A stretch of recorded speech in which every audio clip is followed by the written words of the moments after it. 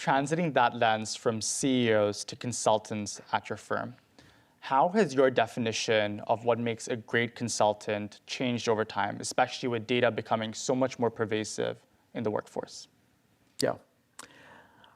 Look, I think there are some things that are timeless in terms of what makes a great consultant, for any of you interested in ever being one. I think you've got to have number one, a base level of problem-solving skills. And I distinguish problem-solving from, for any of you bankers out there, including you, kind of running spreadsheets and crunching data and all of that's all well and good. Problem-solving to me is, we got a big, thorny, nebulous issue.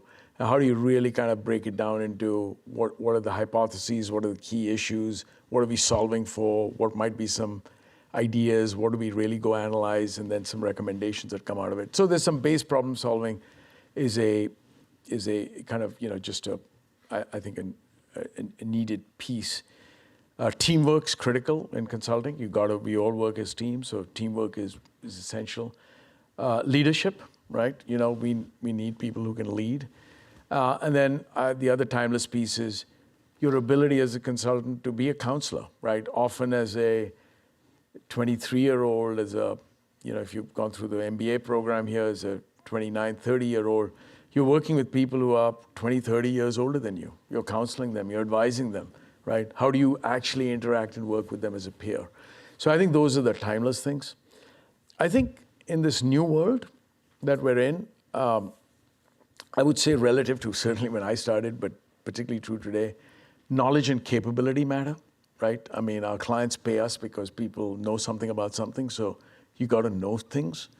I think agility matters, your point around, how quickly the world's moving. Your ability not just to be a problem solver, but be an agile problem solver matters.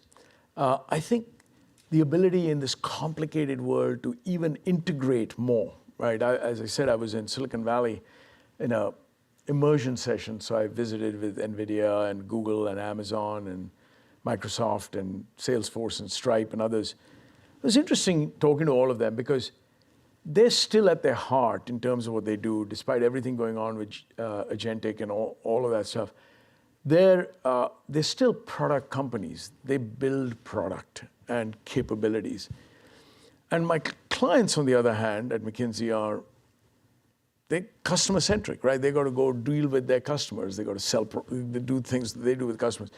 And I think there's become an increasing role for us to be that bridge between, there's all this capability out here, and yet we've got to run a business that's very different than what this capability can do, and how do we really integrate across them? And I think that integration is a core new skill in this fast-paced, analytical, tech-based world that's emerged.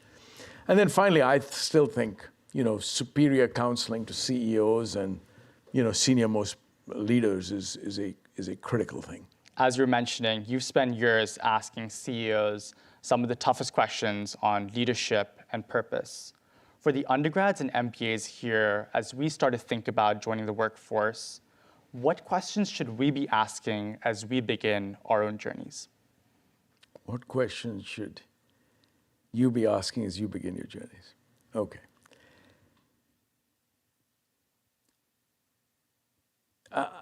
So maybe 3 or 4 things. First, have you done a gut check on your motivations, right? Have you really done a gut check on your motivations? I don't know how many undergrads versus grads there are here. I spend a lot of time, just given my history at Wharton, with the grad students.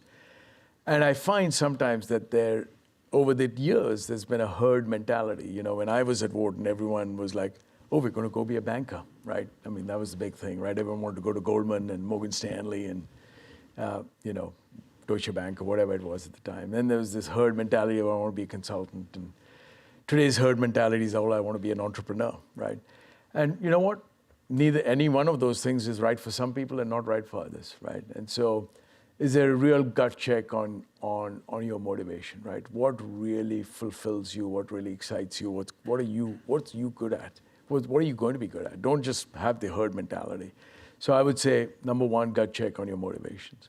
Number two, think hard about what fulfills you, what excites you, what's going to motivate you, what's going to give you joy, right? We forget life isn't just about, either comp or, getting to that next big position. What gives you joy, right? Think hard about that. And then third, whatever you do, I would say embrace it with real boldness and vision. The world's moving quickly, so you got to embrace anything you do with boldness and vision. But don't pursue that boldness and vision with arrogance. How do you really pursue that boldness and vision with humility and kindness and those other attributes that I think are so important? Because I think sometimes when you kind of want to go get it, sort of you're a bull in the china shop, and you got to learn how to navigate humanity, right? People matter. People matter. That's a great way to finish off the moderator section. Can we give Vik another huge round of applause?